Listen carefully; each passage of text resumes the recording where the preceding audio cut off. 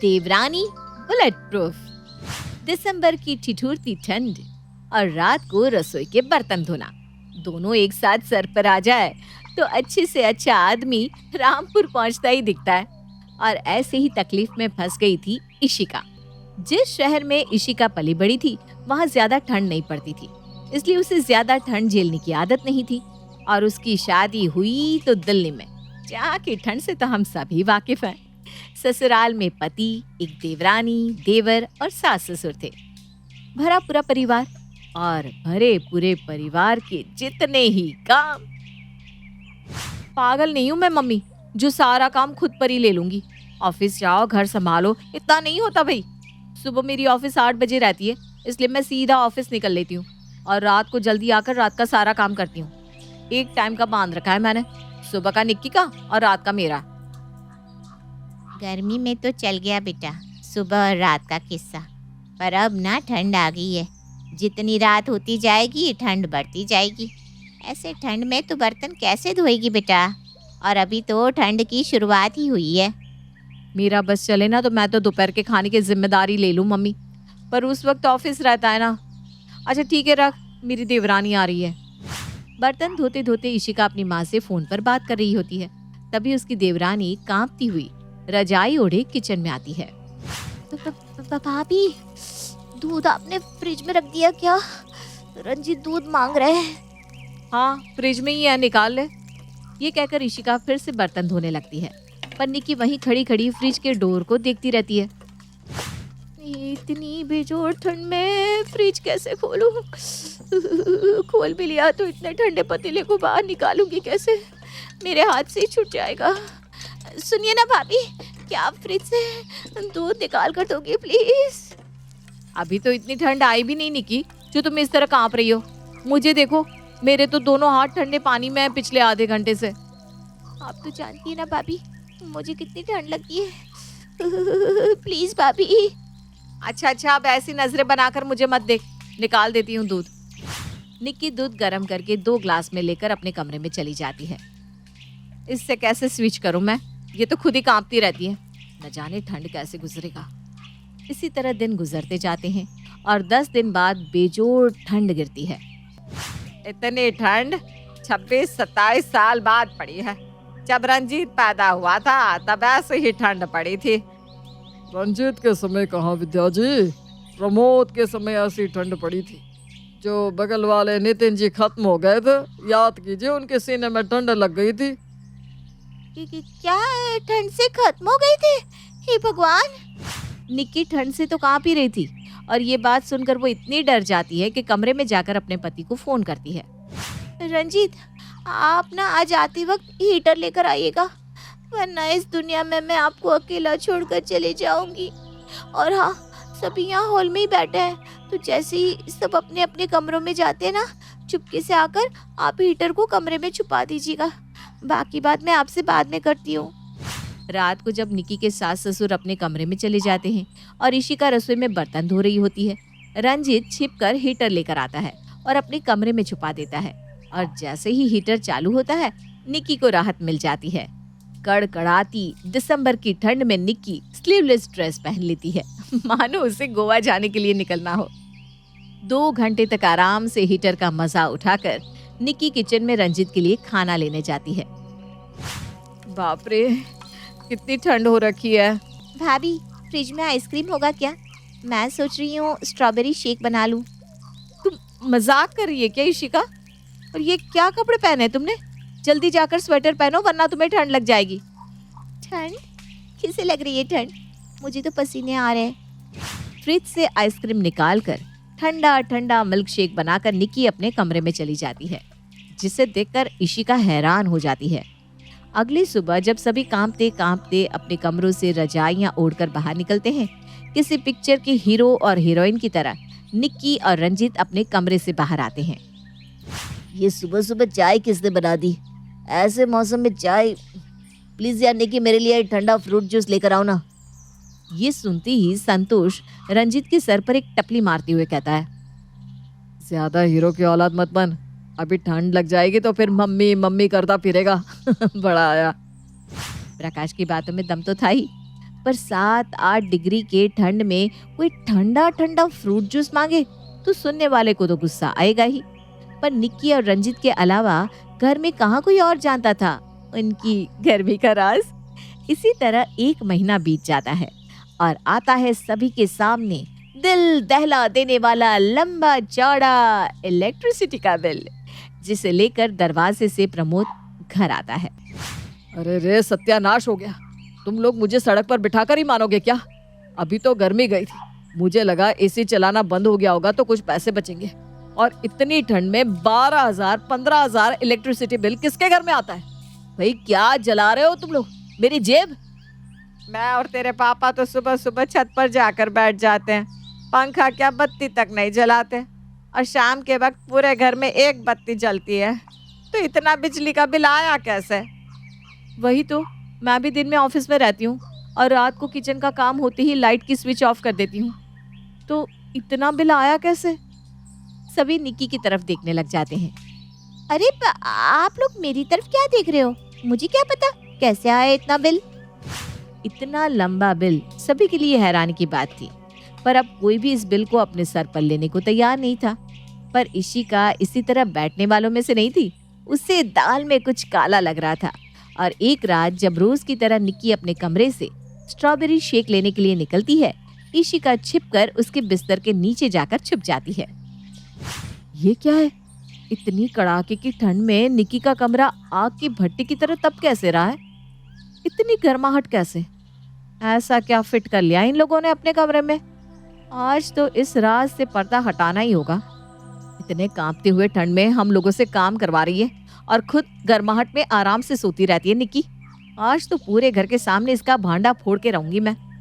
और जैसे ही दोनों मियाँ बीवी की आंख लगती है, बिस्तर के नीचे से इशिका अपनी सास को मैसेज कर चुपके से निक्की के कमरे में आने के लिए कहती है, और घुटनों के बल चलते हुए प्रमोद के साथ साथ विद्या और प्रकाश भी निक्की और रंजित के कमरे के बिस्तर के नीचे आकर छुप जाते हैं। मुझे पता होता कि रंजित के कमरे में इतनी गर्माहट है तो मैं यहीं आकर बैठता। बेकार में ठंड के कारण मेरे घुटनों में दर्द हो गया। इसीलिए ये निक्की हीरोइन बनकर पूरे घर में घूम रही थी। वही मैं सोचूं, फ्रिज की हवा से डरने वाली निक्की अचानक आयरन वुमन कैसे बन गई? ये गर्माहट ऐसे ही नहीं है पापा, इस कमरे में जरूर कहीं हीटर है। प्रमोद बिस्तर के नीचे से बाहर निकलता है और कमरे की तलाशी करता है और कपबोर्ड के अंदर से हीटर बाहर निकालता है।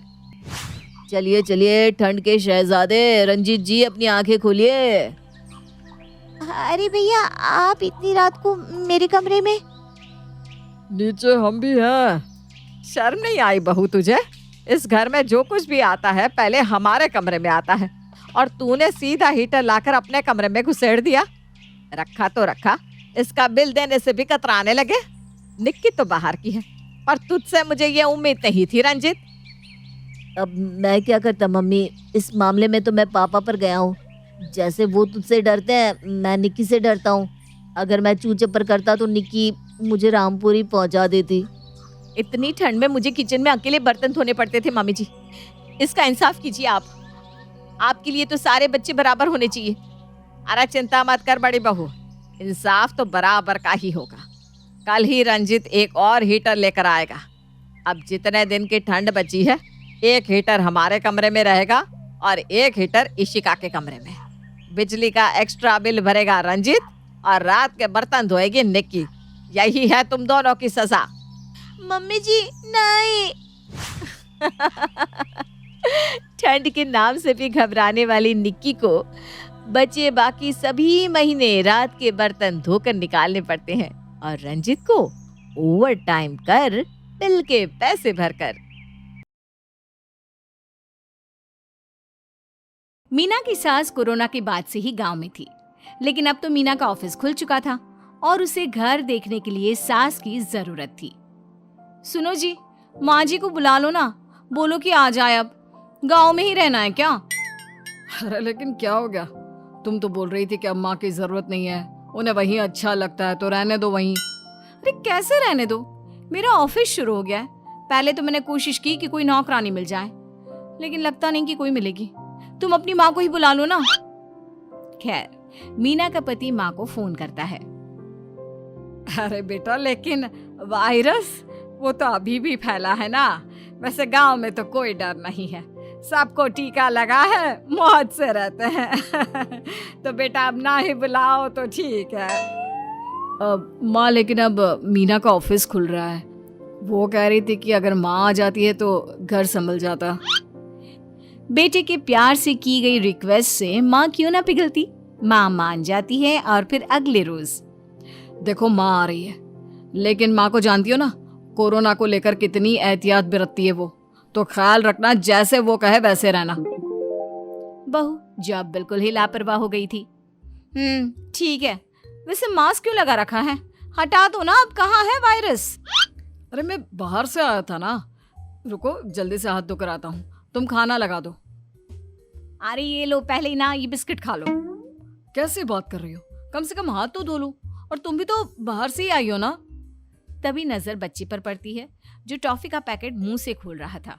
अरे नहीं नहीं राजू, हाथ से या कैंची से खोलो पैकेट। वैसे भी बाहर से लाई चीजों को मत इस्तेमाल किया करो।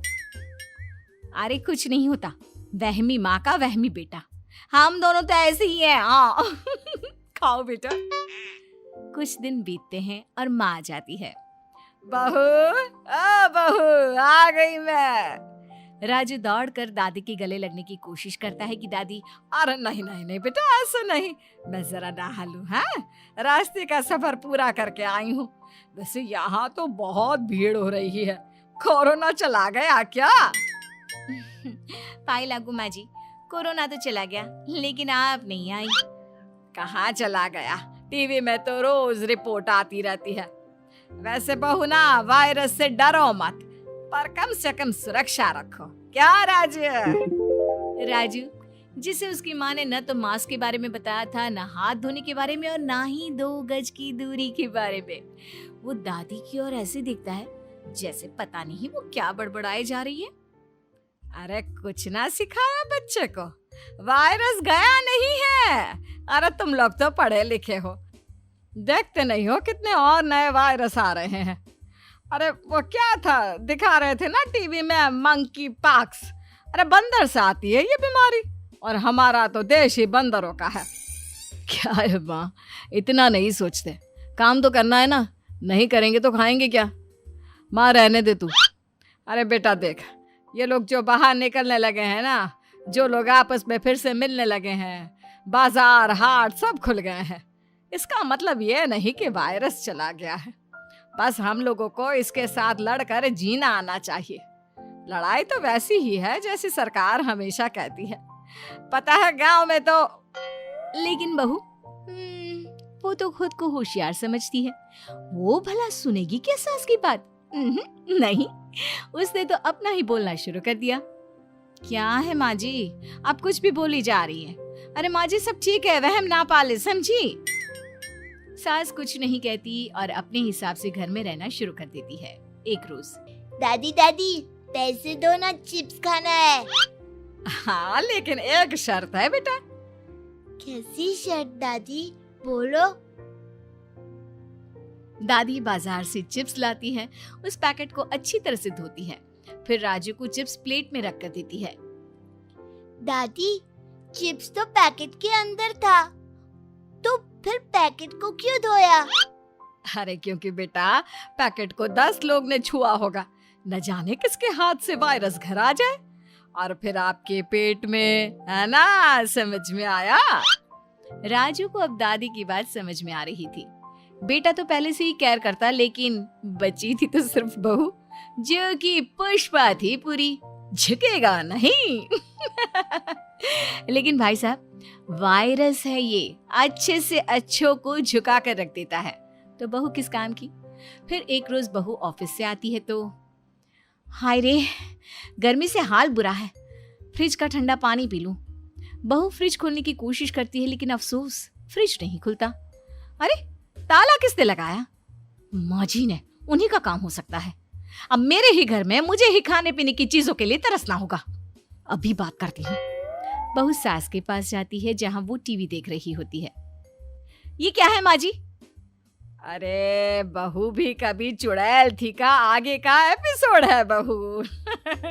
देख आज ना बहू सास का खून पिएगी। बैठ आजा तू भी देख ले। माँ जी वो खून पी रही है और मैं पानी भी नहीं पी सकती, ये कहाँ का इंसाफ है? मुझे पानी पीना है। अरे तो पी लेना, अब क्या पानी भी मेरे हाथ से लेगी? बहू ये नहीं चलेगा, हाँ समझे? जा जाकर चाय बना कर ला।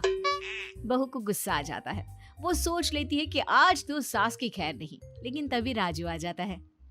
माँ कितनी बार बोला है ऑफिस से आकर सीधा नहाने जाया करो, पता है ना बाहर वायरस गया नहीं अभी तक।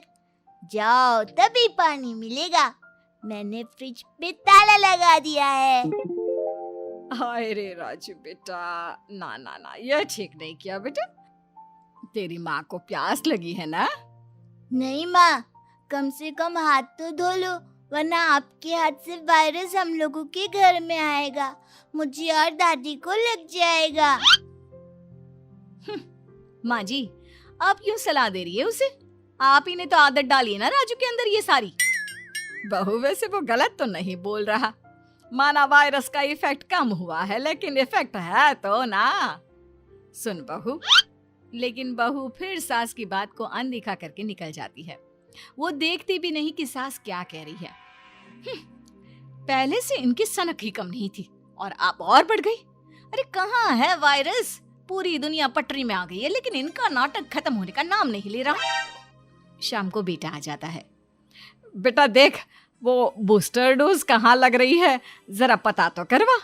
चलते हैं सारे ही लगवा लेते हैं। अरे माँ मैंने कल की छुट्टी ले ली है और हम कल बूस्टर डोज भी ले लेंगे। मीना तुम भी तैयार हो जाना और ऑफिस में कह दो कि लेट हो जाएगा। अरे रहने दो ना, वो तो घूमने फिरने के लिए वैक्सीनेशन देखते हैं। तो मैंने 2 डोज लगवा लिए ना, वरना तो मैं जैसी हूँ ठीक है। अरे कैसी बात कर रही हो? सास कुछ कहती कि मीना बड़बड़ाती कमरे में चली जाती है। दुनिया से बीमारी चली गई है लेकिन इन लोगों के दिमाग से जाने का नाम नहीं ले रही। न जाने तेरी बीवी क्या चाहती है। अरे ऐसा कैसे चलेगा, यह तो ठीक नहीं है।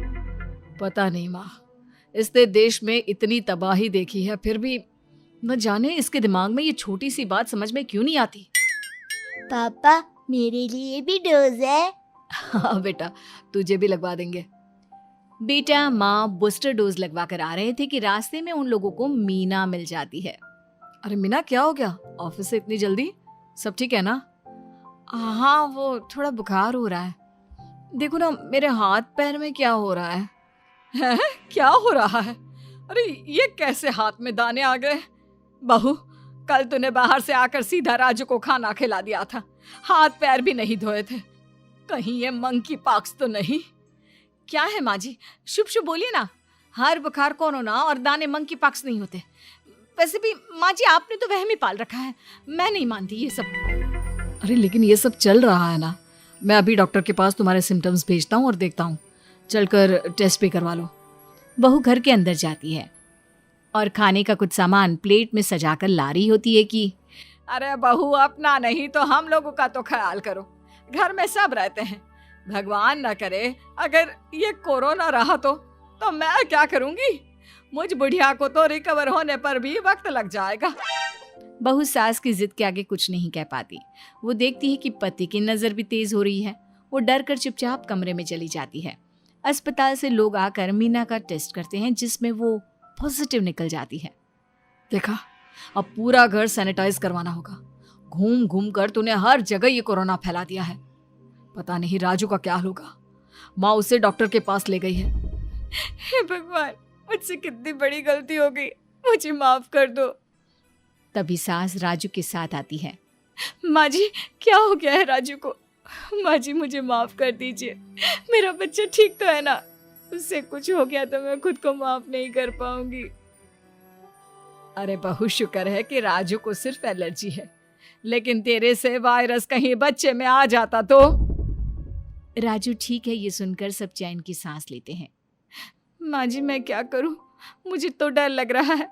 आप ठीक कहा करती थी पर अब मैं क्या करूं? तू ना बहू ऊपर वाले कमरे में चली जा और मैं मुन्ने को लेकर यहीं नीचे रहूंगी। अभी डॉक्टर को दिखाकर भी लाए हैं।